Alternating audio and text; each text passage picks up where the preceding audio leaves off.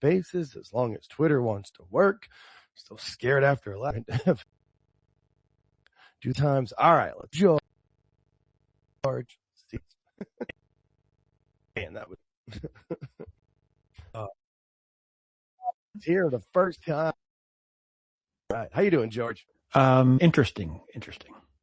That's all right. An hour ago it was 72. Now it's 52. Oh, welcome to my world. That's how I. Just a wind. You're probably going to hear it during the chorus because the wind picks up and it's like 50, 60. Didn't be too bad. You usually got the mics work pretty well. That's what Phoenix does though. We'll have a high of like 72, but then you wake up and it's 43. Like we have our weather fluctuates crazy. I have no problem with that. My problem is when I go out for a walk and as I'm walking, I can see clouds coming and I'm like, I gotta get the hell home. And I'm scurrying home to make it. And it just changed like right quick. Yeah. Fast. Yeah, no, that's the only good thing about summer when we're like 110. At least it'll cool down a little bit, but it's still like 92. Too, I want to give a thanks to Dis. Dis is awful and awful wrestling for bringing me on last night to fill in for Dis while Dis was busy with holiday stuff. So I ended up doing an AEW watch along party for World's End. So I'm fully in. I watched that whole thing front to back. I didn't listen to much of it because Awful and I were kind of giving commentary, but that was a fun 4 hours. I was happy to do that. That was enjoyable for sure. I'm not sure it was a fun 4 hours, but it was a 4 yeah, hours. Well, we made it fun because it was he and I just being able to kind of BS. And then since Dis is kind of their tech guy, I was tapped in so I could run the, like StreamYard side of it and help with like putting the chats on the screen and all that kind of good stuff. So it was fun to do that. And it was fun for chats work. We will get there. That's the 26 monetize super chats. Bam. So, Buffalo. I saw you post about it, and I was like, of course, Tottenham finally wins on going into one of these in buses. It was just weird, though. It was a weird game. You're getting to that part of the end of the I can't describe it because like they didn't even bother playing. Like it wasn't even a game to the last 3 minutes. Well, I mean, like, what's the state? Was it something where how many more games are left? Are they starting to like play subs or anything? There's only one game left next week, and that's it. They already clinched the playoffs, so they're in. So that makes it a little different. I feel like it is. Not quite as important, you know what I mean? Where you play, it's got like almost like preseason at the pod there. Put that out there so people know doing this. You like to go in with momentum. Yeah, I get that. That's one of those things too, where you see that in like baseball, where like the team with the lesser record, but they get hot and start to go, and then all of a sudden they're, they go on a run in the playoffs, and the team that won 104 games and didn't have to play a meaningful game from the 10th of September on, they just kind of peter out. Usually you kind of see that in sports. Yeah. Soccer's the same way with a lot of that kind of stuff with the Champions Leagues and different tournaments and stuff. The teams that are kind of coasting, they usually peter out. That's why like Bayern Munich has won the German league like 10 out of the last 15 years, but they never win the Champions League because they don't have any competition. You got to be hot. You got to keep loose. You got to keep able to keep playing. And then the other thing that's friggin' weird is my fantasy football team that I have in the one league, the key league, the money. The one league. that counts, yeah. I was in the basement all year. I mean, all year, and I won like last 4 or 5 games, so I snuck into the playoffs, like the last team to make it. I'm in the finals. Nice. Hey, you got the right people at the right space. I only ever did fantasy football 2 seasons at at a job I had for a while. I finished first and second year and first and second. So I was like, you know what, this is good. I'm bowing out. I'll tell you why they asked me. I know why they asked me. Yeah. They needed an extra guy, and they're like, let's get the old guy that knows nothing. See, that's exactly what they did. Now they just think you can't keep up with the up-to-date stats with the technology. If you can manage that, they make those things easy. Come on now. I mean, that's the biggest thing in the world now with that online gambling or able to do the trackers and stuff. That's kind of how I was able to do it at least decently because I don't keep tabs on every team's reports. I'm like, who's with the what? Oh, they're not playing or this person. I was half, but then it got a little rough. But I've done all right. Depending on how tonight goes, I should know because I'm like I'm at an 87% chance of winning right now, so I'm looking good. All right, $500, dude. Hey, absolutely. No, that's one of the. I mean, that was the reason that I did it, and the reason that we stopped doing it is because the guy who was like the driving force behind it, he was like a direct TV rep, and he went out and like so because I worked for a cable company and a communications company, and the cable company was our subsidiary, and then all of a sudden he left, and the rest of us were like, yeah, I'm not doing any of that. It's fun though. I do like it. It's not, I enjoy it. Sound. Hey D, what's going on? How's everybody going? Yeah. I mean, hey, that's the thing. I don't fault people for it. It's not my personal thing, but I have no problems with it. My only ever issue is with like in like pre-games or post-games when they're bringing up like fantasy stats or like that part of it. I'm like, no, just what happened in the game. I just care about that part of it. But hey, whatever they do. I haven't watched much NFL this season though. My team was terrible. I've been all over it. Yeah, you're a man on the scene, a roving reporter. I am. By the time I go to bed, I'll text you. By the time I go to bed, so I'll know by that time. Even though I have a player tomorrow, but I'll know. Oh, right, because it's not the last. Yeah, it's the last. There's a game tomorrow night. I got one player tomorrow, and I got two in tonight's game. So. Hey, I'm rooting for you, or maybe you don't want me rooting for you. I don't know if I'm the bad luck guy. My doesn't hurt me any. My juju hasn't been great this year with sports or with most things, but we've been having fun with this channel, so we put into that. Anything? What else do you want to cover? I know we wanted to talk about SmackDown since some stuff finally happened on it, but we can BS with whatever. You know what people really got to do before we get into it? You got to listen to the omnibuses that they just put out for Cornette. They just put out volume 3 and volume 4, I think, of the Dynamite ratings. And when you're listening to this all at once, because they're back to back to back to back, there's no in between. There's nothing. They just do week after week. And as I'm listening, they're in the average around 890s, 900,000s right now where I am. But you can see where it was already at the million mark, and you can see it coming down. It's amazing to listen to as it already took place and everything. But when you get it all back to back to back like that, wow. Right. No, because that's the thing. It's like when you see, it's one of those things where when it's a gradual thing, you kind of don't even notice. But when you see it all once, I remember when they did one, I think it was last year, they did, like Jericho's career and where he started off too well. And then the same kind of thing where you're just like, what is going on? He's just like grasping at straws. Like that's, but you see it like I'm normally not big into the omnibus thing, but I'm not.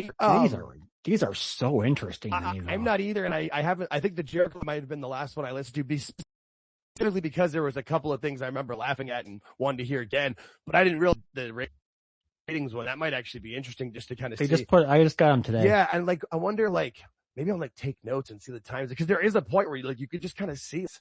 Instead of that, you can see. This is the point where the Bucks are starting to lose 200,000 people when they pop up. When it gets the Bucks. So they're going from like 900 to 700, but they're still averaging where I'm at now. They're still averaging in 890s a week.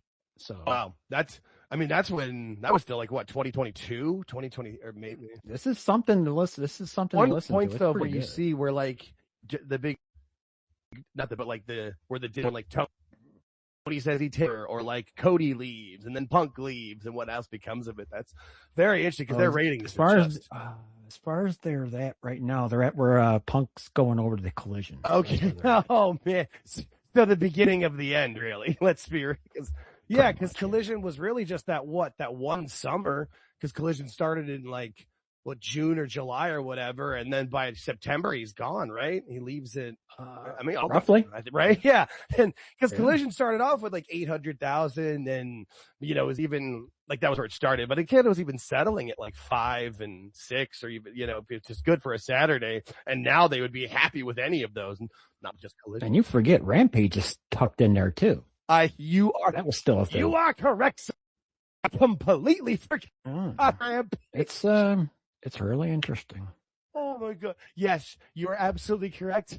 I 100% forgot about Rampage. Oh my God. I mean, there was points where like they were doing actual stuff on those shows, but I mean, just killers. I can't. Dude, I think still the best Rampage ever is Punk's return, right? Yes, that first dance or whatever it was called. Yes. No, I remember that clearly. And give them the credit, all the credit in the world, which I feel like now, since we know how their booking goes, like that was pretty much just how Punk wanted to do it, clearly, because Tony wouldn't have come up with that originality. And it was great. No, they sold out the United Center on a rumor, and they didn't make you wait. They just started off with it and just made a show about it. And then each little feud with Darby was good. stuff with Everything was MJF, good, yeah. and then it really just goes to hell once with the whole Hangman Page. I'm protecting AEW from you or whatever. He and shot on. Yeah, he's still doing it though. Last week's promo was the same. Remember we talked about it? Yes. Yeah, we talked about it. In the exact same. Oh yeah, no, absolutely. Awful and I talked about that quite a bit yesterday because we were it was just the two of us just trying to talk about, we were trying to make it like fun and we were going to do like commentary on it, but we knew like, and for parts of it we were trying to make, but you just had to start just talking about what's the show does because the matches were so long. We can get into Worlds in a second. I know you want to talk about SmackDown too, but that whole thing is much better. I know I'm jumping the gun a little bit, but we jump all over. I think the whole thing would be much better if it was an hour and 15 minutes shorter. That's it. You could pack everything, take an hour and 15 minutes off because obviously Tony hates the East Coast people. There's no doubt about that. Yeah. He makes those bastards stay up till friggin' midnight. I mean, hey, at least this one ended at midnight instead of well afterwards. That's usually what it is. But I just, no, there was 10 matches on the card or not? You didn't need, like the mixed nuts. Well, there was like 3 matches. The mixed nuts. Yeah. There's no need. There was no need for that. Zero. And then every single match, I've got the times up too when we get into it match by match, of course. And there's each one of them you could cut parts out of. And that's, we talked about that last night too, of like, you should have ended here. And then it just keeps going. Oh, they're just terrible, man. It's just so long. But you want to talk about? Yeah. SmackDown things happened. Yes. People thought you were going to say, I was going to say was people need to not post spoilers as like their tweet that's unavoidable. You can make a tweet that says spoilers below and then put your spoiler in the comments if you really want to talk about it. I never look, so I'm good. The only one I saw was that Carmelo Hayes was going to win. I'm like, damn it. But like, obviously other stuff happened too, but that's not cool, man. We don't need that. I don't know why they do that. I'm so good at not being bothered by any of that. Unfortunately, I get where you're coming from, but I'm not there a lot, so I don't care. I get you. I try to be on there to be interactive and draw people into what we're doing and making conversations and stuff. It's just, we don't need unavoidable spoilers. It's just like with TV shows and stuff too. Like not everybody watches at the same time when somebody posts, like when stuff comes out on street. Like it's not like before where like everybody had to watch the show at 8:30 p.m. on a Thursday. Like not everybody watches on time. Give us a minute. But, that's not cool. I agree. Yeah, but that was just my complaint. But that was the only thing I saw, and there was so much in the show that was fun with it. I mean, there's that rumor that's been going around that they've like put Joe Hendry in NXT to make sure that he was fine, but they think there's the rumor he's ready to go, and I kind of feel like he's ready to be on the main roster now with what he's doing and the way he wrestles and how he's calling with the character, with the crowd and stuff. And if you're going to evolve the character, evolve it on the main roster because you don't want to evolve out of this until it's really,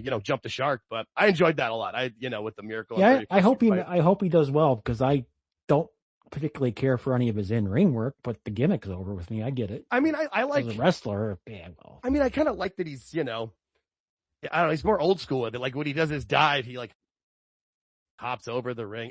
I like the way he goes about it, at least with that part of it for me. Yeah, I've always told you the guy change his look. Yeah, but I think you just got to do that on the main roster. I feel like, you know what I mean? Like it's just, I don't know. I have no idea what they're going to do. We'll see. Yeah, but I was just happy to see that with it, and obviously working with Miz makes it easy. Like you can never really go wrong working with Miz. He's, as love him or hate him, he's a good worker, and he can make people look good. And then the whole silly stuff, and I saw people be like, avoiding budget cuts. They're willing to do whatever. They're part of the show. I don't know. It was silly, but it was fun. And then obviously the moment the Easter Bunny that had to be our truth, like clearly, which at least that was fun. I enjoyed that. It was a good holiday show. So the whole Ron Killings thing just passed. No one ever made a mention of it again. I was there when he cut his hair, and nothing has happened since. Like that was literally the last thing they did. Everybody going crazy. Next thing, nothing since then. Zero. Yeah. Well, I mean, he came back. They came back. I'm not sure what you were like. We still never really understood the major uproar for it. Again, though, like that's the back to people being. But his promo was that he was not going to be R-Truth anymore. It's going to be Ron Killings, and that just kind of faded. It's like when a band releases a new record, go see him on tour, and they got some songs on it, but we're just here. It's that's He's a guy in these. That's how that works. I don't know. I love R-Truth for what he is, but I wasn't that upset when they weren't going to renew him either. So, but yes, you're right. There was nothing else beside that. It was just, yeah, we brought him back. He's going to change. Nah, never mind. Yeah, forget it. Mind. Yeah, it is. No, I laughed because I was physically there when he chopped his hair and no follow-up, which that happens. I mean, it is what it is. Lash Legend versus Charlotte was fun. Lash really has done well for herself. She doesn't look too out of place. She's green, yes, but she's ready to rock and roll. I'm happy with seeing her on the main roster. And what's up? I lost. What's up? I lost you for a minute. I lost? I see your little. Am I back now? I can see your little red thing going up, like right there. It's all right, up. hang on. Right there, it's up. It's weird. Never understand this. This is the last week we're doing this on X, by the way. Yeah, for now. Oh, you're gone again. Again? Seriously? No, just you can see you turn red. Like now you're red. That's weird because I'm right here. Now you're talking. Yeah, so at least we can go to that show note. This is why this is the last spaces on X. We are moving this to YouTube. Well, it'll be simulcast on Yeah, there. we'll simulcast there. We'll just be doing it through StreamYard where we know we have a device that I don't know why it does that because I didn't touch anything. I'm like leaning away from stuff. This app, man. Am I going through my mic too? I'm not on the. All right, cool. No, you're good now. See, now you're red. How am I red? What does that mean? What do you mean red? It means you go on, like, watch. I'll go on red right now. Watch. Nope. Yeah, that's the mute button. All right. Yeah, but I'm not muted. I didn't mute myself. Like, but now I haven't. Are you staying red, George, or are you coming back, bud? Now we lost George. Great. George, what do you do? Anyway, Lash Legend was pretty good against Charlotte. I mean, obviously Charlotte's pretty good in there. Are you staying muted, bud? Unmute yourself, dog. No, I get something weird happened here. I'm like, you're like, hey, I'm going to do this. Peace. And you left me. No, I just got something that popped up on the screen that I wasn't expecting. Oh, well, I don't know what to say. I know. Mike says we're the only ones that have problems with the face. It hates us. I don't understand it. I don't like it. But honestly, better off on YouTube. We'll take the watch hours through there and the more activity through there. YouTube actually has a chance to monetize. And if you don't like YouTube, just come on AltJake's channel and let's listen. It's fine. Yeah, and we'll still stream. You're still able to comment. Yeah, and we'll stream it. We'll simulcast it. But the big moment for SmackDown we want to at least cover Carmelo Hayes getting his title win, which again was spoiled, but good to see. I was happy to see that for him. I know there's been a lot of people saying how, well, he didn't live up to the hype, blah, blah, blah. And they did overhype the spot of it. They did, but that was the gimmick. And I'm just glad to see him get a title win and be able to shut up the haters. And it's good for him. Good way to end the year for him. I'm not a huge fan, but I see what he's doing. So that's good. I mean, I'm not disappointed. Yeah. It was a good call. And then the other big moment of what we've been saying since October, that Trick Williams is on the main roster. I'm assuming he's going to be on SmackDown because they like to keep people together who are, together outside the ring, and he and Lash are, which makes sense. And, shout out to the AEW Mole. He called out a while ago and let us know that was happening. So, but yeah, that was good to see him. That was my biggest moment of SmackDown. I was really happy to see Trick make the main roster. It was a long time in coming. It was, but he did what he had to do. He helped TNA. He put people over on the way out of the. He's supposed to, exactly. Yep.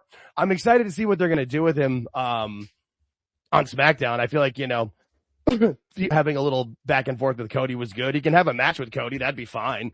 I'm not sure where they're going to put him into the mix. Maybe he'll go attack Carmelo now that Carmelo's got the title and Carmelo seems to be babyfaced. I'm okay with that actually. Now that I say it out loud. Yeah, but they made a big point of him confronting Cody right off the bat. So I think that's where you're going to go. Yeah. That's where you're going to go.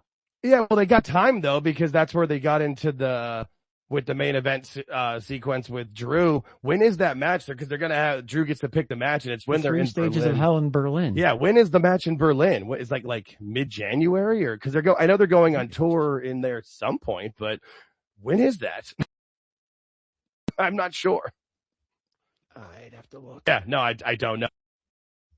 It's not. I'm saying like it's next week or the week after. That's coming up. It's not that far off. No, because they're going on tour the tours leading up to the Rumble this year as opposed to Mania like they did last year, which we all said didn't work. That just did not work. Mm-hmm. You know, there was parts of it that could have been fine, but it just, especially with the simulcast or the 8 a.m. Raw, that just was a little weird on a Monday. But I think that's perfect for Trick. It's going to be Friday, January 9th on SmackDown. Oh shit. January 9th? I thought it was like 2 weeks. Okay. So then, they can have a match on January 2nd. Damn, I didn't realize it was that soon. Well, cool. All right. What? And are the 3 stages of hell? We do the match types like it was with Michaels and Triple H. Or are we doing like the 3 cages? I don't know what they got planned. Well, I'm sure we'll find out. Yeah, they'll let us know. Because next week SmackDown's in Buffalo. And I'm sure they'll set up the rules and everything for it there. Man, WWE just taking risks with going to places like Buffalo end of December. Get blizzarded in. January 2nd is not the best time for tourist area in Buffalo. I wouldn't think so. And just be people getting to the show if there's weather or whatever. January 2nd, they're in Buffalo for SmackDown. And the 5th, they're in Jersey. And that makes sense because then they're going to leave. Shoot out. Yep, make crossover to it. I just didn't realize it was that early. I thought it was more. I mean, I guess the 9th is getting into mid-January, but I thought it was. I thought they left like for SmackDown after. But they're just doing it for a regular SmackDown episode, so that's gonna be huge. Oh, well, I mean, and that makes sense though, because I mean, you're doing it in Germany, so that's cool though. I mean, this is also too. Drew has to win, but isn't he filming a movie? I don't like. He's got to win at this point. You can't. That's what we thought last time. Yeah, but I even said, I'm like, it'll get to this where it's, he sets the stipulation. Cody can't touch him. He's pushing Cody to the edge. Like, I don't see any way he doesn't. But then what do you do with Cody going into Mania? I don't know. And you have Cody work with Trick. There you go. Done. There you go. Yeah. I just don't know what to do with, I'm looking like for WrestleMania and like the title, because Drew can't have another short title reign. Obviously, he's got to win it and keep it. So the storyline doesn't make a lot of sense for me if it happens that way. But if he wins it in January, you got the whole month of February, March, and the whole month of April. Because Mania is like the 19th or 20th or whatever, 20th, 21st. Yeah, it's just he's got to win it. It's kind of the bottom line, unless somebody else attacks him winning because of the 3rd stage of hell's no DQ style of match. So I don't know though. I'm confused by that one, but I'll be interested to see the match. I didn't realize it was the 9th. Damn. Well, one SmackDown before and we get that one. SmackDown needed a shot in the arm. They started it with that. Now they're just going to roll with it for a while. It's good. Especially going in because I believe, I don't know if it's the one on the 2nd or the 9th, but that's when SmackDown goes to 3 hours. It's the 2nd in Buffalo starts. Okay. All right. So yes, they're going back to 3 hours. So they're going to make you want to watch it, but at least there's a lot of good talent on the roster that people are complaining that haven't gotten time. So that 9 to 3 hours, granted that's the West Coast and I usually watch it live. I'll usually start at DVR an hour into it and fast forward through the commercials. With the commercials, 3 hours SmackDown. Yeah. With the commercials, it's rough. I do admit that. Friday's show was the sorry. No, it's good. That was the perfect reaction. Friday's SmackDown was the first SmackDown I've watched in about 2 months. I mean, they kind of. I was in my little hiding spot, so I didn't get any spoilers. And I wanted to see just. I've been bored by SmackDown. I haven't really watched it because Fridays I'm busy usually. I'm like, I'll put it on.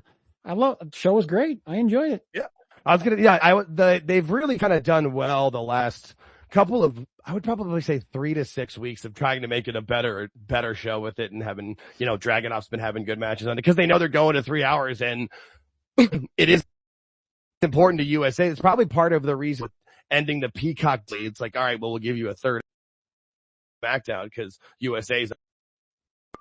But I mean, they still have NXT too. I could be wrong, but I think Triple H is smart enough to know in his head, even though he likes to, put himself out there and everything and be in the front of everything. I think he's smart enough to know when something's not working right. Like SmackDown, it's been, okay. And he needs something extra. And I think he knows that. And this is what he's doing. He books better when he's under like semi pressure, not major, but semi. If you know what I mean, I don't know. I know. Otherwise, the kids you kind of laurels, you kind of coast. I mean, just like we were talking about with sports go at the beginning, where yeah, if you've had a great record, then there's 3 weeks left in the season. Already clinched a playoff spot. It's like the first round bye. It's a lot harder to get back up with it and actually make it matter. And that's, it's one of those things where they kind of just turn it on for Rumble and Mania season, but you need to turn it on beyond just the main event scenes, which is what because he's booked the main event stuff well, but in between, there's been a lot of filler, but yeah, and he finally got Julia on the right track. Yep. Finally. I was on that, that bus when JC Jane bus started. I was right next to it with Julia, but Julia kind of passed by and I couldn't get on it again, but. Yeah, and it just didn't, and it took more time for her to find her footing. And then obviously the immediate comparison with that character. Yeah, she's very talented. She's a very talented and her being a heel works better for it, this part with it. But no, I think SmackDown moving to 3 hours will be better for the storylines. It's better for the mid-card. It's hard to for the mid-card, yes. Sure. Yeah, 100%. It was a good SmackDown. I would enjoy it, especially since I only got the one spoiler of it. I'll be back to live starting, I'm pretty sure, so at least that'll be. We don't need that. Yeah, they're live. They're live from Buffalo this week, so. And then early, I guess, have a VPN or Netflix. You get to watch it live. That makes happens with it. I didn't realize that match with Drew was coming up so soon. Maybe he will win it. He's got to. I'm interested. All right, I think we've kind of BS'd enough. And they'll set it up. I mean, Fridays will be a very important show. Mm-hmm. Because they're going to set up everything and they're going to get, because I do not like the stipulation where Cody can't touch him though. I hate that. It makes the baby face look like an ass. That's what I wanted to talk to you about. I knew there was something. Yeah. Oh no. Yeah. I'm not a fan of that whole, you can't touch me, but I can touch you crap. I do not like that. Yeah. It's both or nothing. Yeah. Especially that's one of the things especially with like a pure baby face, the white meat baby face situation. There's a lot of times and Cody's avoided this as best he can, Rock kind of hurt, where they get like stupid baby face syndrome. They do something, just either illogical or too nice or just stupid. And this he does well with it. But yeah, I thought that whole part of it, he's taking his jet and like, was it not Pierce? It's all this.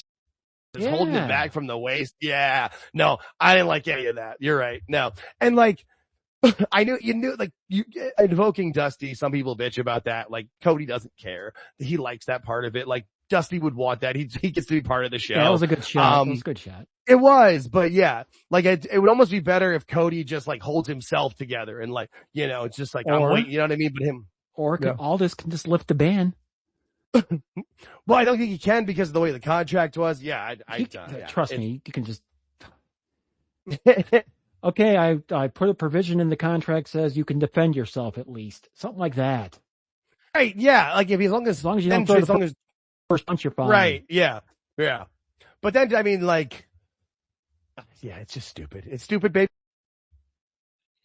I didn't like Drew's doing, but. Yeah, like you, I just don't like the baby face looking like a shithead. That's all. And that's why next week you've got to avoid that as best you can. Like, you have Cody either not in the building with it or something, or Drew's not in there, or like. But they're going to do something with it again because it's a good stipulation and Cody's going to, come close to it, but he doesn't want to get the title stripped from him. Yeah, I'm not a big fan of it either. Especially if Drew can attack him. If it's where they neither can touch each other, fine. But I can touch you, you can't touch me. Totally. Yeah. I think that's where during Triple H's, was it like the Reign of Terror that people called? He didn't do that every time, but there was always certain stipulations or certain things like that were just, it made the baby faces look stupid. Like, I don't know. Yeah, that's right. The heels can win. It's fine, but you can't make them look dumb. I'm with you. Yeah, no. Yeah, no, Mike's right. It's a very heel move by Drew. This whole thing is, and he's got to win the title in Germany unless something stops him, but I don't know what would at this point, but no, you're right. That was, I'm glad you brought that up because I didn't take notes during SmackDown, but it did bother me for sure. I talked to Shoobs about it on Messenger the other night. Yeah. It's the only thing I wrote down for SmackDown. Yeah, no, it's a very valid point, and it does make Cody just look silly. It's just dumb. Anything else? I was still more just pumped about Trick. I think that just made me so happy. The rest, and it wasn't spoiled for me. I didn't know. I didn't know. Very happy. Yeah, I was very happy to see that, and also pointed out by Shoobs on Twitter, like he didn't realize how like when Trick and Cody and Nick Aldis were like, Trick's a big I saw guy. that. Yeah, he didn't realize. Yeah, he's huge. He's huge. Yeah, I'm like, that's because Shoops is from, he's from England, so he doesn't know. I'm like, he was a NFL, it's big time college wide receiver. Like they're always, especially these days, they're big dudes. Yeah. Trick's big, and he didn't seem small for the moment either. I was excited for that. I'm happy to see what he's going to do on the main roster. Without looking at the measurements, I would guess he's about 6'5", 6'6", and about 280. Yeah, I'd say 6'5" and probably 280, especially now. He's gotten a lot bigger and more, built the last year and a half working out there. I don't know how big he is though. Let's see. I can probably look that up. That's my guess without looking. Right. Let's take a look here. Trick Williams. What do we got here? And also this is, Wikipedia says, 6'4", 240 is what they're saying there. And that might also be coming from like some of his college, maybe. Yeah, because he seems taller and he seems heavier. He does. Which is good. Yeah, no, it is. He wrestles well for him. I just hope he doesn't get lost in the shin. 3 hours should help a lot. He's not going to get lost. His personality is good enough where it won't get lost at all. So he's fine. And they're smart. That's the reason that they don't pull people up too early, is that they make sure that they don't. Obviously, they've gotten the training and they're ready from NXT, but that there's also, they're putting him in a good place and not just throwing some mix and being like, hey, hope it works out. And then alter off like, Dijit, was it Blair Davenport? Like they kind of just threw her out there. Like, here, try. Okay, bye. It just didn't, good something for them. Unfortunately, we have to move. Yeah, I know. I was gonna say we asked around it enough. I mean, oh God! I will say one thing. I jumped into the AEW pregame on YouTube. Interesting people in the chat there. Let me tell you, interesting. And there's no like mods or anything on there. They just put anything. But they gotten smarter though. They've gotten to the point where they ask for subscribers before you can chat. Oh, they figured out the little trick there. Okay. I mean, hey, if you're gonna do it, you got to get yourself out there and if YouTube's gonna be your platform in a couple of years, it's got to build up a fan base with it. I did not watch any of the pre-show because I did for one reason, so I can get ready. Yeah, and see where it was gonna be. Because it was not on TBS or TNT this time. It was on YouTube and all your other spots. So yeah, well, and is it part of what you get if you get it on HBO Max? I also was available on YouTube to buy. I had the pre-show on my TV for a bit with Jeff Jarrett and his nice is that jacket that he had. I'm pretty confident Jeff's in the lounge before he gets on there. I would second that. Yeah, I don't think, especially now, like he tried to do that retirement run, but he just doesn't give a shit anymore. And why should he? So I'm watching the pre-show just to check on some things before I got my dinner ready. And they went to Adam Cole to make some announcement or something. They go to Adam Cole and they cut to him, and you can hear him talking. You can hear it in the arena reverbing, and you can hear the panelists talking amongst themselves. Oh, no. So I'm like, is someone going to fix this? Through the course of 5 minutes, you could hear the reverb go away, and then slowly you heard the background noise of the people talking on the panel go away, and then it just went to his computer, and it was just him. It took 3-4 minutes, though. See, I saw that on the screen when I looked up, but I didn't hear it. It was good. I knew something would screw up right there because they were going to a remote location, so that wasn't going to work. Kind of like, no, and you just found the volume, like turn off the mics for the people that are oh my God. Who's the other one? RJ. You can hear Renee and RJ all talking. Yeah, they're laughing. I'm like, Jesus. Of course they are. Of course they are. Super professional. No, and then, what were the matches on there? I mean, what is that? None of them over 10 minutes. See, these are the matches they should have. It was the Sisters of Sin versus that was terrible. Yeah.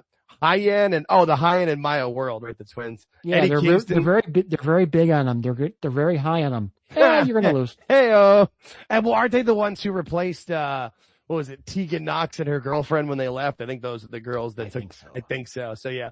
But they just got done saying I just saw it. These two girls are very high on our list. We're looking forward to so have them win. they lost in 6 minutes. 6 minutes, 10 seconds. Yeah, no, I saw none of that. Eddie Kingston defeated Sin. Oh, that's one of the grizzled young veterans, the bald one. I did see. At least I saw it was on my TV. I didn't watch it. Mascara Dorada and Bandito, who's challenging for the world title, was in a tag match, not with his tag partner, defeating members of the Don Callis family. Why? Why? What is Tony's something in there? Yeah, Tony's obsession with Bandito will never make any sense to me. And then, Jet Speed. Oh, it's gonna be fun when you get to see him. We got 16 there, 17 days. Yeah, it's gonna be fun. Oh, jeez. I'm not gonna buy a ticket till like day of and get it as cheap as I can. That's my goal. Cause yeah, Jet Speed, Kevin Knight and Mike Bailey versus, Jack Perry and, it was a 8-man tag. Jet Speed and of course it was. Jet Speed and Jurassic versus, Josh and Ricochet. It is so like had challenging about 10 minutes. 9 exactly. So wait a minute. The two guys you had like challenging and winner was going to get the Dynamite Diamond Ring and take on the world champion in your last show are in the pre-show. Okay. No, this is good. Oh, yeah, no, I didn't I had it on, but I didn't watch any of it. No, we went live right as, Okada was coming out. They didn't do the crossover, did they? Like the middle? No, they did not, because it was starting Metal Classic, and that's you can't devalue the Continental Classic, that amazing heritage. At least they figured that one out. The first time was cool. Second time was stupid. No need for a third. Yeah, they did, and they just kept pushing with it. Yeah, no, that was because that's Tony though. He finds something he likes, or that's something that went over well once, and he tries to beat it into the ground, which is what this tournament was. But this was that match that we talked about that should have happened either in Japan or on some big show of having Okada versus Takeshita. It was a semifinal tournament that nobody cares to open the show, and it went 17 and a half minutes. These two shouldn't have been in the same division. They should be the finals. Exactly. That and if you're gonna have an old guy and a young match that's not title, but it's for something, shouldn't this be building your young talent? Why? I don't know. No, they have it. The greatest tournament wrestler of all time. The greatest, which is fine. Have him in one division, have to take in the other division, bring them up, and they're in the finals. It makes perfect sense. I can figure that out. Yeah, I mean, it would have made a lot more sense than what they did. And they also had, I mean, three of the four finalists were Don Callis family members, because Fletcher and Moxley were in the other one. So yeah, Fletcher and where you're chanting, like pushing them and making that the final for this amazing thing. But no, they had Okada win in a slow-paced, plotting match that was not that exciting. I said it. I was when I was live with Awful yesterday. I even said it. I'm like, I have Okada and Mox's matches, then the young guys. He's like, that happened. They gotta have the young guys, and Okada won the first one. From the first match of the show, which is about to go 4+ hours, I was just like beating my head into the ground. Like I couldn't actually believe it. At least the crowd was not enthusiastic for that match, nor ready for anything else. I was gonna say, when were they enthusiastic? They would pop for spots, or like when a spot we talked about that. We talked about that so much. That's what they always do. When I watch an AEW show, any kind of show, they wait for the big spot, they react to said spot, and then they sit back down again. They're dead quiet. And you can see on their faces. There's no in between though. Yeah. That's the thing that's weird. When you watch a WWE match, you'll see the big spot. Okay, AJ does his whatever, and he goes for the pin. 2 count. Okay. Now it slows up a little bit, but the crowd's still buzzing about what they just saw. They're still getting geared up. AEW, they hit the move, they cheer, and they're done. Yeah. And I've never seen that before. I never have. Because even if you have like the build up, like where people will you'll start to see patches of WWE fans or any wrestling fans like start to get up and get into it but no, they pop up for it, and then they sit on their hands, and you can see them you can see their faces. They're just like waiting. They're not even like paying that close of attention or getting into it. Some people up close kind of are, because they know that they're on camera a lot, I think, but just nobody cares. You could see plenty of people just not giving any shit. Now almost 9,000 people be that quiet in Chicago, a great wrestling town, but They burned Chicago. They have, and this I meant it's one thing I wrote for you one thing I wrote. I go, after this, Chicago's done. I wrote that down because they were not into this, and that was. And this is the third arena in Chicago, because there's, like we talked about with Punk, that's the United Center, like where the Bulls and the Blackhawks play. And then you have the Rosemont Horizon, that's where the Bulls used to play, and still a very nice big arena. Everybody loves it. And then you had this one, which is the Now Arena, which is actually just outside of Chicago. It is, but it's the third option if you're going to Chicago. It's a nice, they had a great crowd, 8,000. Yeah. And the crowd looked good, and they had good shots of where they were, but they just didn't seem to care. You would hear patches of stuff, but no, but what did they give them to be excited about? This match was a heel versus heel match, right? And then you had Moxley and Fletcher, Moxley's in the Death Riders, Fletcher's in the Don Callis family. So you're starting the show off with two heel versus heel matches, and you know that whoever wins each of them is moving on to wrestle again in this show. Like, that's not, I don't know. That's not the way to get excited about the show. It took me a bit with Awful to get excited about this, or try to be having fun. This is terrible. And if you're supposedly Booker of the Year, you have to book promotion of the year tournament. You have to book the right way. I don't know how to book. Okay. I'm not going to tell people how to do it, but when you're in a tournament, you're going to have heel versus heel matches. Fine. We get that. However, you can structure it when you get to the semis, you have babyface heel. And then for the finals, you'll have babyface heel. Thus, Okada and Takeshita. Because I consider he's getting there, yeah. And if they did that right, he could have been at that point, like, this is the match that makes him finally turn into a babyface. Yeah. As opposed to losing. Yeah, what makes the G2 so good is it's booked right. And that's why people like it. And like, they take their time with it. They don't have the last show before the pay-per-view where it's going to end, where all 6 matches are tournament matches. When we watched Tony's live, yeah, we're just going to make them all. And there was 3 on the Dynamite before. So in your last 2 shows, your booker's got to step in, dude. You can't. Yeah. Well, you got to have a booker. It's just a match. The last show, and it's not even your A show, it's your B show. You have 6 tournament matches. So people that didn't watch it have no freaking clue. And it was your B show on Christmas Day, of any day for people to be watching wrestling. Like, even Christmas Eve, I could see people watching it after they are done with their families or whatever. But Christmas Day, I'm gonna love to see what their rating was for that night, boy. Because right, they went against the NFL that night, which is right. Yeah, no, they not good. Yeah, not good, not no, and it's Christmas Day. People are going out doing things. The number one day to go out and see movies. If people still do that, just know it's going to be a terrible rating, and no one really cared. And really, you kind of knew where it was going to go with how they were setting it up. And so, yeah, we had Moxley versus Fletcher, where Moxley's essentially being a babyface at different points in this match as best he can. But I mean, just you have Takeshita and Fletcher, who are you're supposedly the future of your company. It's future of the business, and you lose both of them to old guys who can't really go anymore. Not that Moxley ever could. And both matches took forever. Okada took 17.5 minutes. Moxley took 22.5 minutes. So you're taking basically the first hour of your show for this garbage. Like, you have to clip these down a little bit.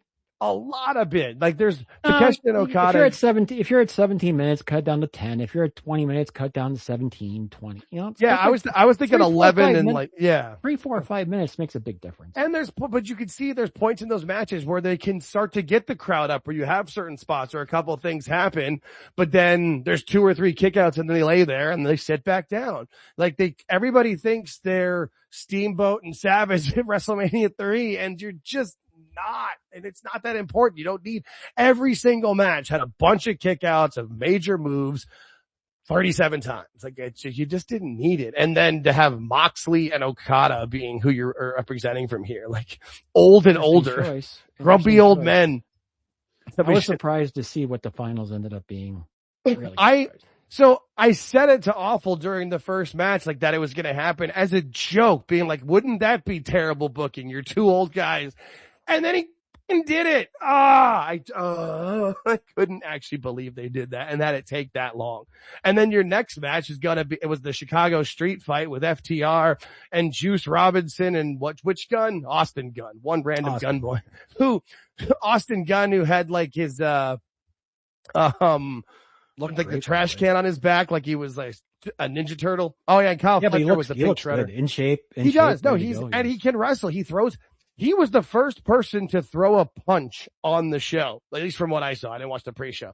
No, everybody else, it was forearms, elbows, the stupid chops or whatever. Austin throws a good punch. He throws it exactly like his dad with the way he like stomped his feet and stuff. He looks exactly like his dad when he does it, but he throws a good punch. It was nice to see an actual punch in professional wrestling. That's just. Yeah, very few know how to throw one anymore, which is weird. And this match went 17 minutes and it's a street fight. There's no way a street fight needs to go over 10. Like, you know, and again, like everybody goes away in different spots, so the camera can't figure out where to go. And you see the crowd like, what are we watching? Are we watching this? Are we watching that? Everybody misses stuff. It was just all over the place. And FTR. When that happens, when you're in the arena, you end up watching the monitor, not the action. Yeah. Yeah, no, you're right. Especially unless it's like right next to you. And FTR has just lost all their aura. Like that music hits. It's the same music that used to get a big pop and nobody cares.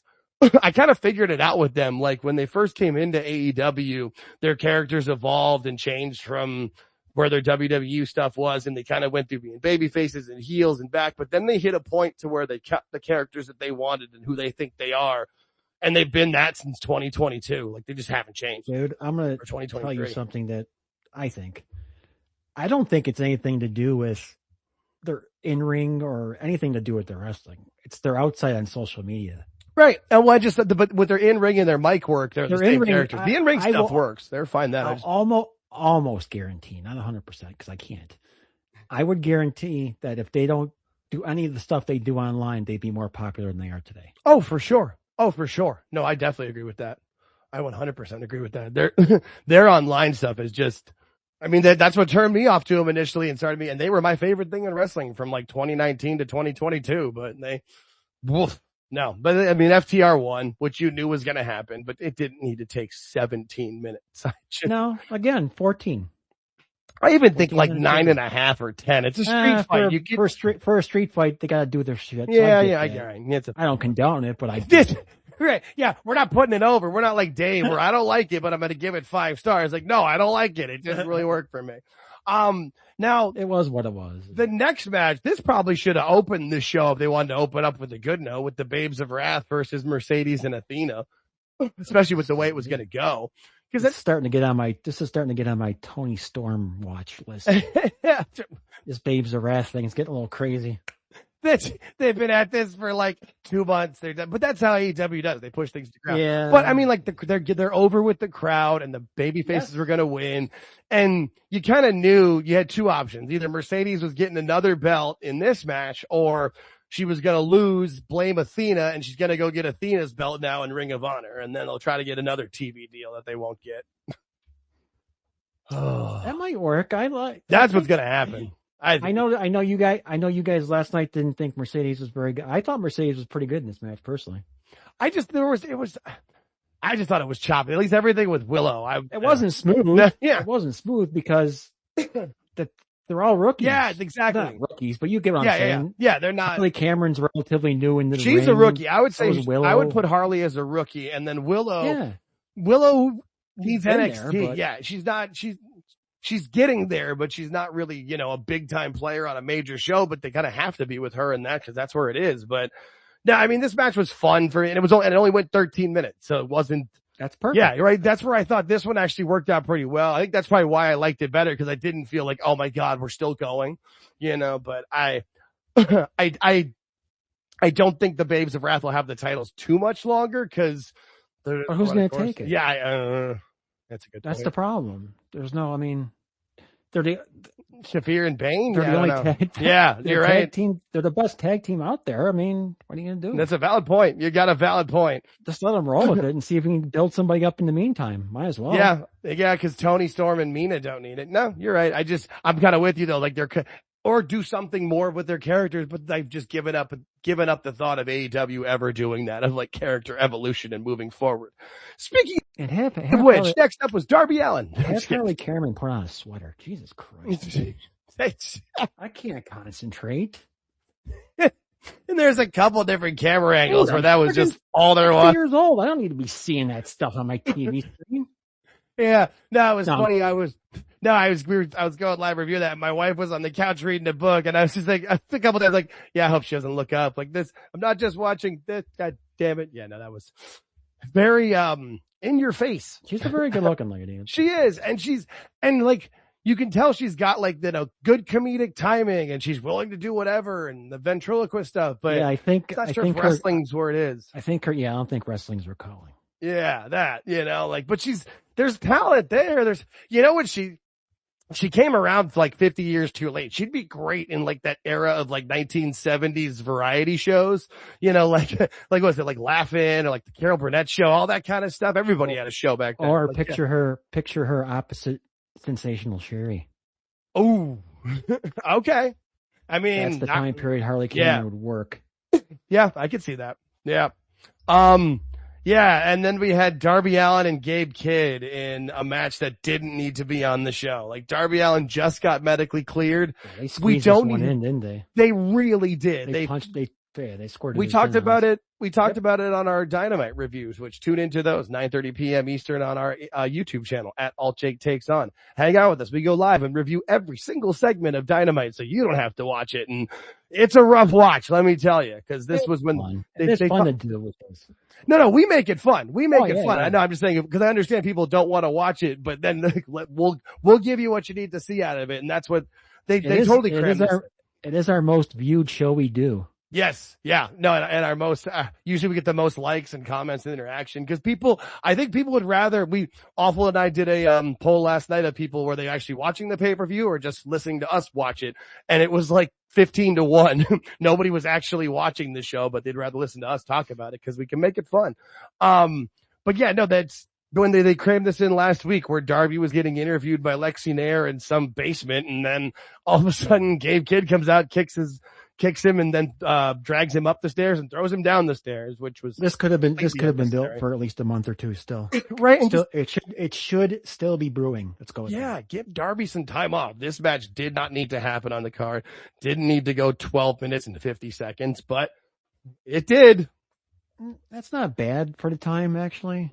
But it's just like with the way that like how violent it got and how much they were bleeding. Yes. Like there was a point where Darby was on the top corner and like bent over and Gabe Kidd was attacking when Gabe was bleeding on Darby's back. And then he like slapped Darby's back. Yeah, and it splat. Ew. Like I don't need to see that. And just for a nothing burger of a match. Like I'm not saying that's bad in all senses, but for no reason. Like again, like considering what else they could have done with the blood, that's okay. I can deal with it. I'm just thinking like, when CM Punk and Drew McIntyre were in Hell in a Cell and like beating the crap out of each other and gushing blood. Okay. They've been feuding for 9 months and building this. These guys have been feuding for 9 hours. Like it's just, it was unnecessary. I can't say it enough. It should have been still brewing for another till the next pay-per-view. Right. Cause they're going to have another one in January. I mean, we've said this 1,000 times about how he's still booking this show like they do 4 pay-per-views a year and you got to get everybody on the card. And I didn't like that they did that back then, but I understood it. Like, hey, you only get 4 of these. We want to put people on. You get one every month. This pay-per-view is not much bigger and aren't they going to Japan again soon or are they not doing that this year? I don't think they're doing that this year. Know I haven't heard. They don't promote that one for whatever reason if they do it. But then another if you're going to do the pay-per-view every month, you have to learn how to book that way. And he does not. Yeah. And I'm not saying he's not adjusting to it, which seems weird to me. And I'm not saying they've got to go the WWE route and only have but they're gonna. They're there. I mean, but you could gotta book the right way, dude. Yeah, exactly. Make every match matter and build up to it. Yeah, not everybody needs to wrestle on every pay-per-view, and then you get matches like this. Perfect statement. Yeah. You don't have to have everybody on every pay-per-view. You can have a main story on one of the pay-per-views and build up your next story for the next pay-per-view. You don't have to have all 16 top talents on your one shot. Yeah. Because when you book that way, you get this mixed nuts mayhem match where it was Tony Storm, Roderick Strong, Mark Briscoe, and Orange Cassidy versus Claudio, Daniel Garcia, Wheeler Yuta, and Marina Shafir. So you had a husband and wife against each other in this match that everybody knew was husband and wife, but they've never addressed that on the show. I thought they've at least like let us. Didn't they do something with it before? Maybe not. I don't think so. I'm not sure, but everybody knows. You know what I mean? Like that's true. Yes, and that's true. But this match, you had double Pockets off with Pockets and Marina, and then you had Pockets and Tony Storm do a dance into a spinning back fist. Like what? Why? I don't know. This whole thing was just.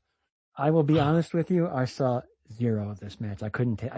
I could not do it. We were watching it, but it was a lot. And this one only went 12 minutes, 45 seconds, but it felt like 25 minutes. It just never ended. Yeah.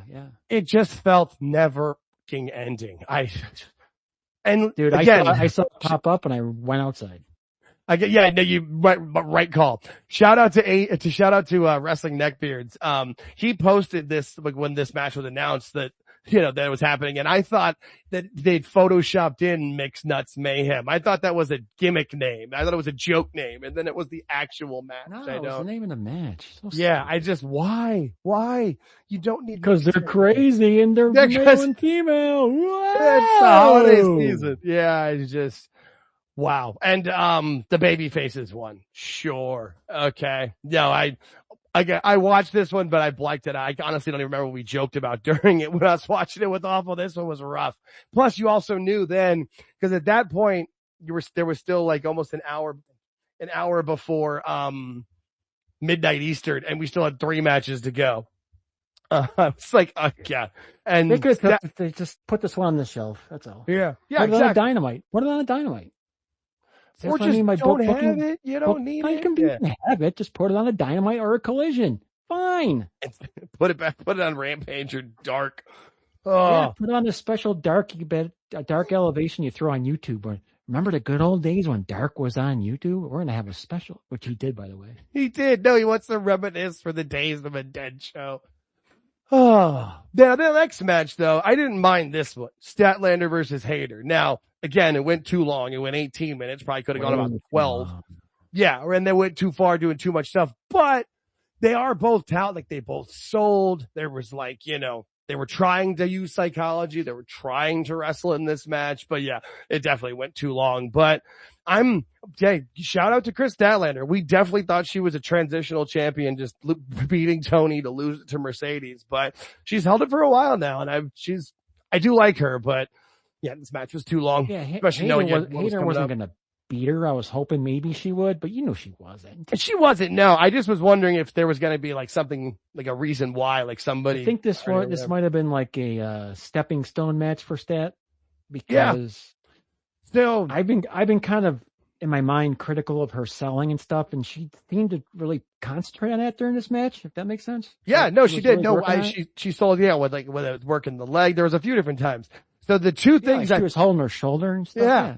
The two things I thought might happen at the show, and neither of them did. And that was, I thought that maybe if they're going to work it out, Britt Baker was going to come back and cost Hayter this match, or that, Edge and Christian were going to come back after the FTR match. And neither happened, which I was surprised. Usually they do have somebody making some big return at the pay-per-view, or they're some all big getting moment. Their surgeries taken care of. Valid. Oh, also too, shout out to Mike Glass. We were talking about, Okada. Why does Okada not take some time off and go get like the stem cell surgery? Like, he clearly needs it. Why don't any of these guys do that? They get the money from Tony. Like, you can see them hurting when they're moving. Doesn't need time off. He doesn't need it. Okada works at that speed all the time. He ain't going nowhere. He just looks like a Fabergé egg. And then we had the next match of Jon Moxley and Okada in the Continental Classic final that went 20 minutes and 10 seconds and felt like long. 2.5 hours. This match was awful. This was one of the worst matches I've ever seen. You had two guys who don't work. Like, this was having like the joke about, I saw the joke recently of like, like two Rickies, no Robert. Like, that's what this was. There were two Roberts, no Ricky. There was nobody in this match who wanted to work. You just were like, oh, slow. This one literally hurt my feelings. It's tough to have a match with these two types. Okada. So don't book it. Okada's kind of past his prime, obviously. Yes. And John just does whatever John pops into his head. And you can't do that, especially with a Japanese wrestler. I also like. You can't. Yeah, no, it's terrible. I also like during the entrance though, where Moxley just walked right past his wife doing sideline reporting again with this. We all know it's just weird. No, this match was just from start to finish, I just hated this. I really did. And like I said, you should have had it being Fletcher and Takeshita being two of your future stars, the future of the company, big important guys, and you had it be two guys who are well past their prime and not going to draw you a dime. But yeah, Tony loves it. Tony wasn't going to take Okada out of it. You're right. No, Tony just and that's the Dave influence of Tony. Like, he's the best tournament wrestler ever, and they just think that he's still the Okada that won the G2 5, 10, 12 years ago or whatever, but he's not. And this match was sad. It was terrible. I hated everything about this. But yes. Did we get the Moxley? Did we get the Moxley? Yeah, no, yeah. Moxley. Yeah, no, cause here's the thing.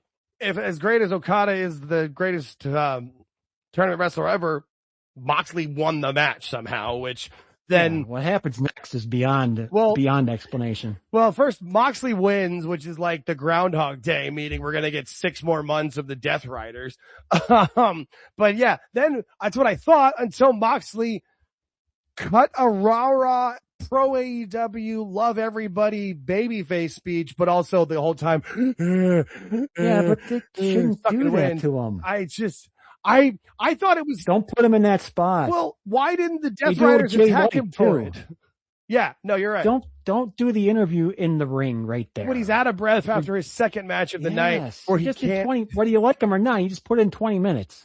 Yeah, for the second time, he put in 22 minutes earlier. Right. Yeah, no, exactly. I think he had a double header and came out. Yeah, and he's got no breath left, and he's trying to cut this promo, but it just sounds terrible. And it seems like this is going to be him getting kicked out of the Death Rider. So why didn't they just do it then? Like, have that be the big moment. If he's going to be a big old baby face, I didn't understand any of this. I understand it was weird, parts of what he said, but I didn't have the closed captioning on, but it was like, inaudible. AEW is the best. You're the greatest fans in the world. I love you guys. I caught the line. What was the line where he's like, "This title isn't just for me; it's for everybody who is in this tournament." Like, no, it's not. Roderick Strong didn't win a match in the damn tournament. They showed up and showed up. Once he said that line, I'm like, holy shit, he just turned babyface. Yeah, exactly. And inexplicably, and then the Death Riders stay with him. So are the Death Riders now babyface? I don't understand. No, clearly he's getting kicked out of the group. Yeah, this is going to be happening. Yes. Yeah. But this is one of those things where most storylines they don't drag out at all, and they end them too early, and they don't go long enough. This one you should have done last night. Yeah, I don't get this at all. But yeah, no, we got the John Moxley rah-rah babyface. It sets up the Dynamite though. If they do the show right, they can have the breakup there. That'd be kind of cool. Sure.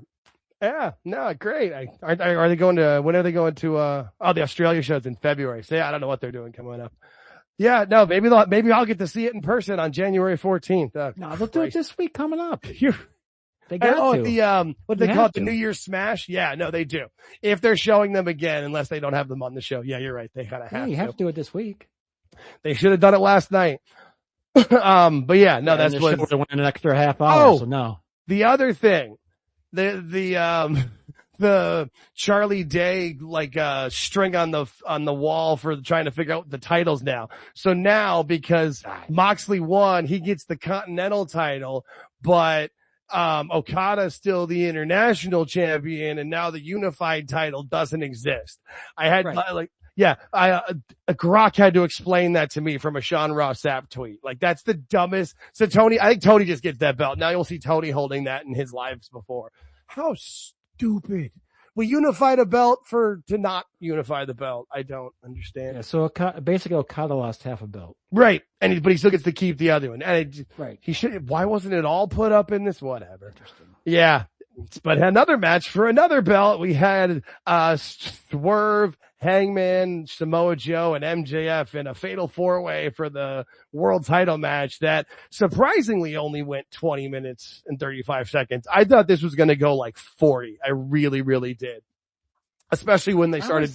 Yeah. Well, I thought maybe it would, but I had a feeling they wanted to get the people on the East Coast done by midnight. And I was hoping this thing ended right at the stroke of midnight. That was right when it ended with it. But there was like points where like MJF hit all of his moves, and then Swerve did, and then not all of their moves, but like they got the Shine, and then Hangman, and then Joe, and they just kept going. It was so choreographed with all that kind of stuff. There's no good ways to do a 4-way. There's none. No, we've talked about that plenty of times. And AEW is the worst with it because you'll just see WWE usually, at least, like, even if the guys are there on the side of the ring, you don't see it on camera. There was almost every time in this match you saw like MJF sitting on the side waiting, or Joe, and just coming in, and everybody had to hit all of their stuff, and Hangman made his finisher look completely stupid because he hit Joe with it twice, and Joe didn't even fall down, and then he tries to get a third one, and MJF kicks him in the nuts. Like, I don't understand what any of this is. Like,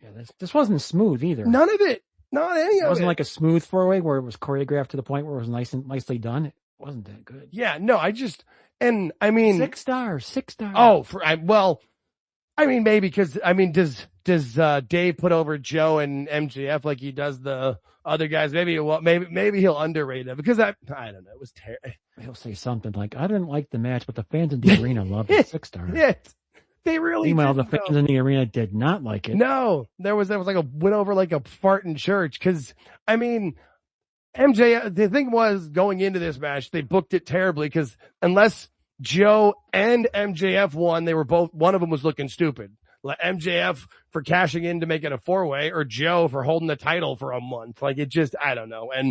But they booked it, and I mean, you kind of knew MJF was going to win it because Tony's not going to make him look stupid. And Joe cares, but really, like, Joe's Here comes the Booker of the Year thing for you.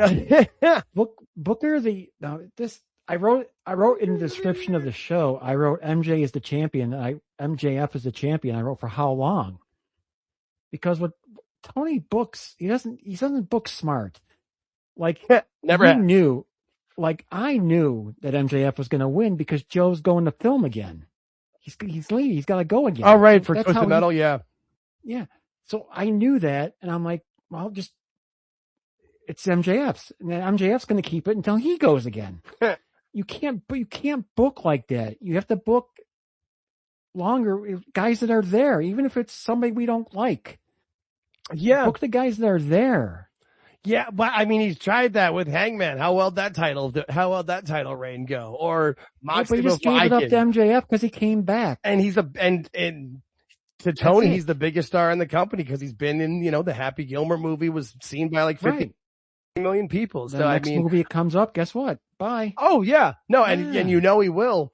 No, it doesn't really make any sense. And now, unless maybe MJF is here till April or May or something. I don't know. When's the Wembley show?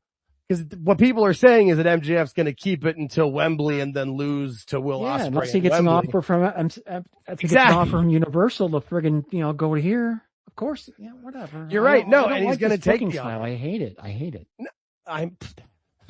That's our Tony. No, he books for the moment. He doesn't think in it, and that's why none of the storylines go long or do anything with it. Yeah. It's just terrible. Think about the comparison real quick. Like when, if Cody has to go do a movie, they put him in the ambulance or whatever. They write him off a little bit. That's how you do it. You put over the guy that took out Cody. Right. You don't give him the title and then have him just disappear. You have to put a story behind it. That's all. That's all you got to do. Yeah. And Cody was mad. I'm getting mad. Well, and the thing is, like, MJF seems to go off and do like 2 or 3 things back to back, or it takes longer with it. Cody was gone for 5 weeks. Exactly. And I don't think that gets his, the time gets put back on his contract, like if he was injured with Tony, because I'm sure he worked that into his deal. He's not, Cause to him, he's putting the company over with all these premieres or interviews or whatever with it. But no, I mean, I don't know his movie schedule or his filming schedule. I don't know if he has anything else on the docket, but the moment he gets an offer, he's gone. There's no chance. Yeah. No. And unless you've got a plan to write him off and keep the title. Does not have a plan. Exactly. No, we know he doesn't. He's never had one.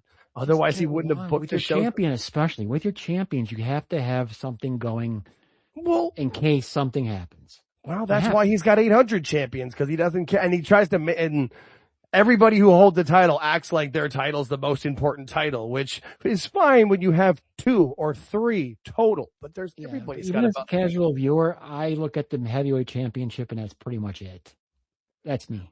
Yeah, no, and that's why when Joe came out with the 6-man belt with him, it's just like, stupid. Why? Right? Yeah, Awful was pissed about that last night, which every right, because it just looks dumb. And it'd be one thing if it's the tag belt, but even so, like a 6-man, like it's just come out with nothing to do with the match. Nothing to do with the match. And I even said like it'd be different, like when Dominic does it, because they're both his different titles, yeah, and they're both singles titles. They're only his. Yeah, no, it's a big difference for it. But I mean, I feel like this is probably the end of Joe for a while. You might be right. Maybe he'll just go off but they still he's scheduled to go. He's scheduled to do something. So yeah, well, I mean, he's got to do that Twisted Metal stuff. But I know he's the physical part of it. So there's a lot to do with that. So yeah, like I said, and he's older enough. He should get more movie roles or more types of things with it because just Tony's not going to book it well. This was terrible. This is a 4-hour show. It aggravates me, dude. It really does. I fully understand. I was so exhausted after watching all of this and doing the live last night. The show wore me out because it's just so much. And yeah, there's so much of it. Just like, why are you, why would you? Oh my God. And again, he's after this show, I think, on my point of view, Chicago's burnt. Done. Oh, it's kind of already been that way. But this was a good chance to get it back because you still had 8,000, almost 9,000 people. Yeah. There, okay. It's a good point. Good show and get the crowd into it the whole time, but it brought it back a little bit, which is fine. Right. That show last night, those fans were not into it, dude. No. And then also too, like I said, it's outside of Chicago. So how many people, hopefully the L train was running past 11 p.m. Like they all had to catch. It's a long trek back into Chicago to go for a show that ends like that after that long. Yeah, no, that's probably why it ended when it did. I think so too. That's what I said last night too. I thought that was why he did it because to make sure they can catch the last train. But I mean, that's if they all get out of the arena on time. But Tony, I mean, he did what every year until this year. He was doing the show before Thanksgiving in Chicago and something else in Chicago. Oh yeah, that's done. It's done. I guarantee next time they go, they're in some fucking bar somewhere.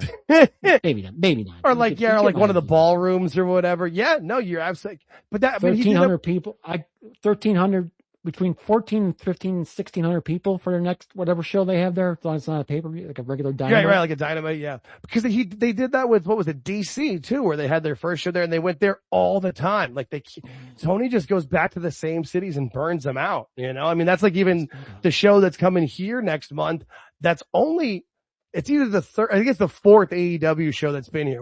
There was 1 pay-per-view and then 3 Dynamites. But yeah, he's only come to Arkansas once. Which is crazy. Which is weird. Yeah, right? Like, which is weird because this area here is right. No, you just think like it's like there's certain, like he does the Northeast a ton, which makes sense. The Northeast is a very prevalent area for wrestling, but so is the South.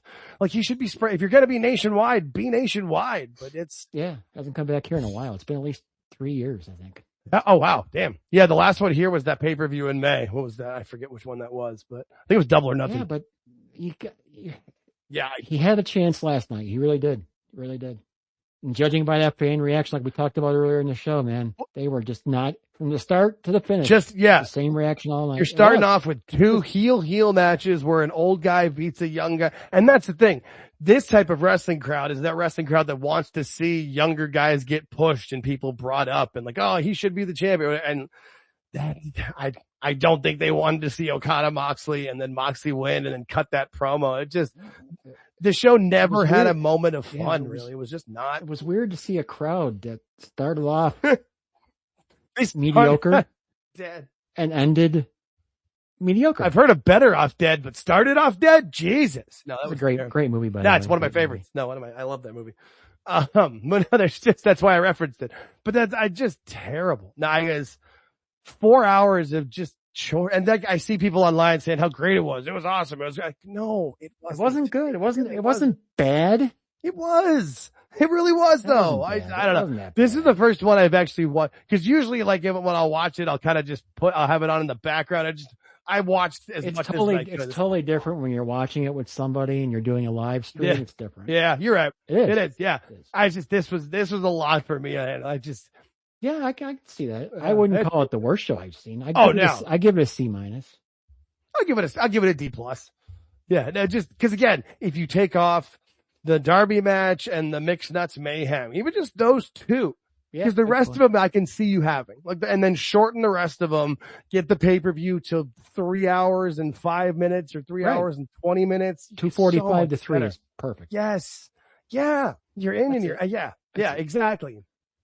Would have been so much better to keep people Dynamite this coming week's the New Year's Eve Dynamite. Yeah, the New Year's Smash. And we'll be doing the live review on New Year's Day. Yep, 9:30 p.m. Eastern. Yes, sir. On our YouTube channel, which is in the description of this spaces, youtube.com/@AltJakeTakesOn. If you are watching and enjoying and not subscribed, please subscribe. It's free. We see like 30% of the people who watch our videos aren't subscribed. Come on over, subscribe. It helps us out. Just gets us to do more of this stuff. If you don't like it and want to, dislike it, but just subscribe. It helps out. We really appreciate it. Because I know there are some AEW fans that don't like it. If you're going to dislike, at least give us something. Exactly. Because I know there's some of the AEW supporters that don't like what we do because we're truthful with it. That's fine. But, at least give us a subscribe. Help us out. Leave a comment. It's honest. It's honest. Right? It's not like I'm just picking on the pick on you. I like everybody. Hey, we will tell you what we like when we like it. There's usually something each show that I like, or like I said for this one, I wanted to see Fletcher and Takeshita be elevated and do better with it because it could have helped their careers. But and then we will be back on next Sunday, 8:05 p.m. Eastern.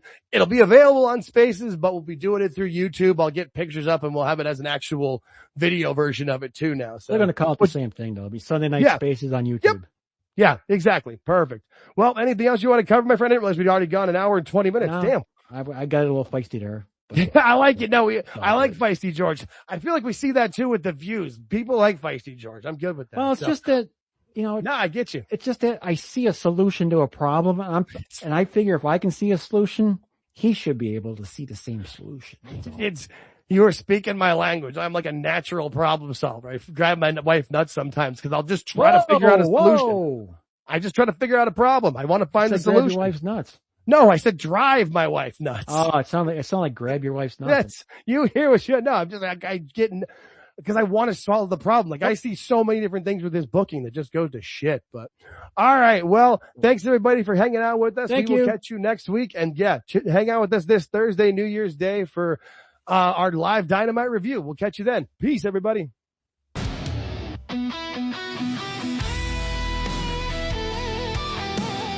We appreciate you making it to the end of the video. Please hit the like button and subscribe if you haven't already. Thank you.